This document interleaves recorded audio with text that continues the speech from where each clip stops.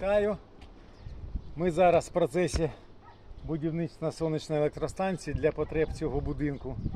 Буде тут 20 панелей. Виставляємо на такий майже ідеальний дах. Профіля для кріплення. Спеціальні профіля, подивись сюди, покажи людям. Спеціальні такі кріплення, вони не симетричні.